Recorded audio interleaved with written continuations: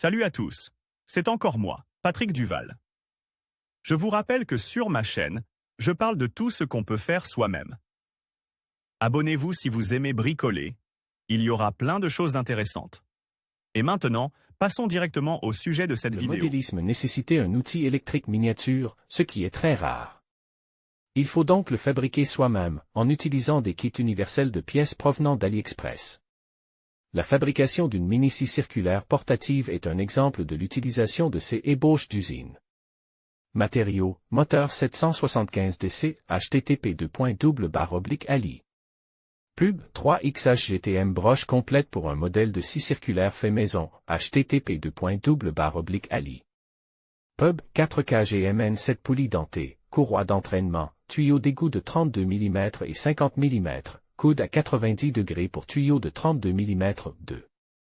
PCS, coude à 90 degrés pour tuyau de 110 mm, contreplaqué, colle super, disque circulaire de 110 mm, batterie. Fabrication d'un mini-disque circulaire. La broche est équipée d'une poulie et d'une pince pour le disque circulaire. Il est ensuite vissé à la base en contreplaqué. Sous la semelle, il faut placer un support de manière à ce que l'arbre soit légèrement surélevé. Le boîtier du moteur est fabriqué à partir d'un tuyau d'égout de 50 mm. Pour ce faire, on prend une section de tuyau égale à la longueur du moteur sans l'arbre. Un petit morceau de tuyau est également coupé dans le sens de la longueur, chauffe et nivelé pour former une plaque. Celle-ci est utilisée pour fabriquer un bouchon pour le carter. Il est collé à l'extrémité du tuyau avec de la superglue. Auparavant, un trou est percé pour l'arbre du moteur et sa fixation. Pour des raisons de commodité, le moteur est d'abord vissé au bouchon, puis collé au tuyau. Des fils sont soudés au contact du moteur et passent par un trou latéral dans le corps. Le tuyau avec le moteur est ensuite collé avec un bouchon et colle sur la face arrière. Un support en bois est collé au boîtier du moteur. Pour que la colle tienne mieux, il faut la saupoudrer de bicarbonate de soude ou de sciure de bois. Le support avec le moteur est collé au contreplaqué avec la broche. Il est placé de manière à obtenir une tension suffisante de la courroie d'entraînement projetée sur les poulies du moteur et de la broche. Pour augmenter la rigidité de la structure, une entretoise doit être collée entre la broche et le moteur. Une protection de disque est découpée dans la douille du coude pour le tuyau de 110 mm.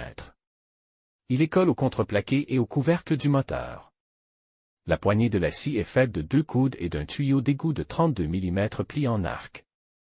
Une extrémité est collée à l'entretoise entre le moteur et la broche et l'autre à la semelle en contreplaqué. Pour utiliser la scie, il faut relier son moteur à la batterie ou à l'alimentation électrique à l'aide d'un long fil. Pour plus de commodité, un interrupteur peut être installé sur le câble.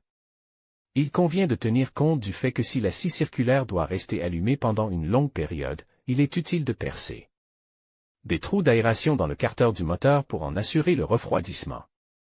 Quant à l'utilisation de superglue pour assembler les pièces, celle-ci, combinée à un saupoudrage de sciure de bois ou de soude, est suffisamment solide.